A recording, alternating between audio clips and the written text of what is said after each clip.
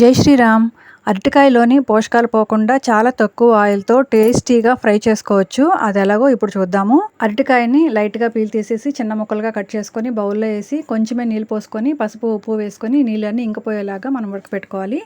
ఈ లోపల మనం అరటికాయలు వేసేదానికి పొడిని రెడీ చేసుకోవాలి. వేరుశెనగ పప్పులు, కొంచెం పుట్నాల పప్పు, జీలకర్ర వేసి 2 తెల్లపాయలు వేసి ఇలా మెత్తగా పొడి చేసుకొని పక్కన ఉంచుకోవాలి. తర్వాత అరటికాయలో నీళ్ళన్నీ ఇంకిపోయిన తర్వాత స్టవ్ పైన బాండ్లో పెట్టి 1 స్పూన్ ఆయిల్ వేసి తిరగమాత దినుసులు, పచ్చెనపప్పు, మినపప్పు, ఇంకా ఎండుమిర్చి, తెల్లగడ్డ, మీ దగ్గర కరివేపాకు ఉంటే కూడా వేసుకోండి, చాలా బాగుంటుంది. ఇవి వేగాక అరటికాయ ముక్కలు వేసుకొని బాగా ఫ్రై చేసుకున్న తర్వాత సరిపడా కారం వేసుకొని బాగా మిక్స్ చేసుకోవాలి.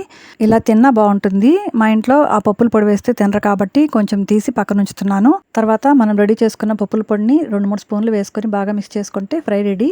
మిగిలిన ఈ పొడిని మనం స్టోర్ చేసుకొని ఇలా తాలింపుల్లో వేసుకుంటే చాలా బాగుంటుంది. ఇంతేనండి, టేస్టీ అరటికాయ ఫ్రై. తక్కువ ఆయిల్తో ఇలా చేసుకోవచ్చు. ఇలా ఫ్రై చేసుకునేటప్పుడు డీప్ ఫ్రై కాకుండా తక్కువ ఆయిల్తో ఇలా హెల్తీగా చేసుకుంటే హార్ట్ కూడా చాలా మంచిది. అసలు ఆయిల్ వాడకుండా కొన్ని రకాల ఫ్రైస్ చేసుకోవచ్చు. అది ఎలాగో రాబోయే వీడియోస్లో చూద్దాము. ఇంతేనండి ఇవాల్టి వీడియో.